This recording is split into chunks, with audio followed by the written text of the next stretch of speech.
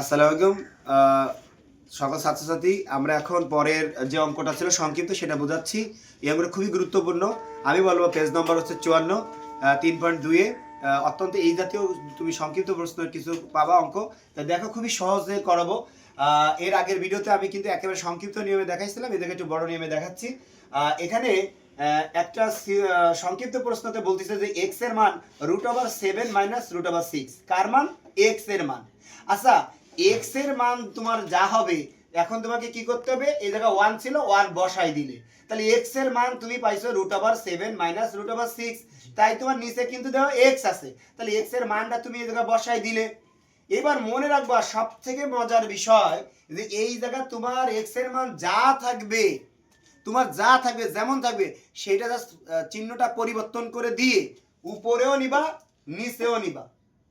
এই জায়গায় যা থাকবে, এই জায়গা আছে দেখো √7 - √6, তাহলে এর বিপরীত হলো √7 + √6। আমরা উপরে নিলে বলি লব আর নিচে নিলে বলি হর। তাহলে এই জায়গায় সাইড নোট দিছি, লব ও হর কে √7 + √6 দ্বারা গুণ করে। এটা যদি তুমি করো তাহলে কি হবে? তুমি 2 মার্ক পাবা কিন্তু। হ্যাঁ, তাহলে কি করতে হবে? দাও, আমাদের এই √7 আর √7 যদি গুণ করি তাহলে √7 তার স্কয়ার হয়।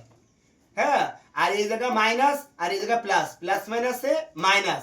√6 আর √6 গুণ করলে √6 তার স্কয়ার। তাহলে কিন্তু এখানে একটা সূত্র তৈরি হলো, a square minus b square, একবার প্লাস আর একবার মাইনাস। ওই সূত্র থেকে কিন্তু এটা আসছে। তার মানে হলো √7 গুণ করলে √7 তার স্কয়ার, আর মাইনাস আর প্লাসে মাইনাস, √6 গুণ করলে √6 তার স্কয়ার। এবার উপরে যা ছিল তাই এই যে বসালাম। বসানোর পরে এই জায়গা এ স্কয়ার, এই যে 7 এর যে রুট আর এই স্কয়ারে যদি কাটে যায় তাহলে কিন্তু থাকবে শুধু 7। 6 এ এই রুট আর স্কয়ার কেটে থাকবে 6। 7 থেকে যদি তোমার 6 বিয়োগ করে ফেলো তাহলে তোমার হাতে থাকবে 1, কিন্তু ভগ্নাংশের সময় নিচে কখনো 1 আসে না। এইটা হলো একটা বড় নিয়মে, বুঝছো? আর তুমি যদি চাও যে x এর মান যা আছে 1/x এর মান তার বিপরীত, তাহলে তুমি পরীক্ষাতে 2 এর ভিতরে পাবা 1।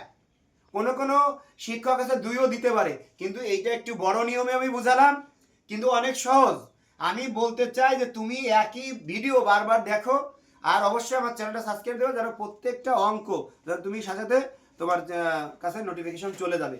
হ্যাঁ, বেশি বেশি করে করবা, না পারলে অবশ্যই কমেন্ট করো যে স্যার আমি তো এখানে আপনার ভাষা বুঝতেছি না বা আপনার বোঝানো বুঝতেছি না, দয়া করে আপনি এই জিনিসটা আবার একটু বোঝান। সবাই অবশ্যই কমেন্ট করবা, তাহলে আমাদের ভালো লাগবে। যেহেতু ভিডিও বানাচ্ছি অনেক কষ্ট হয়, তোমাদের জন্য করতেছি, তোমরা অবশ্যই ভালো রেজাল্ট করো, এই দোয়াই করি।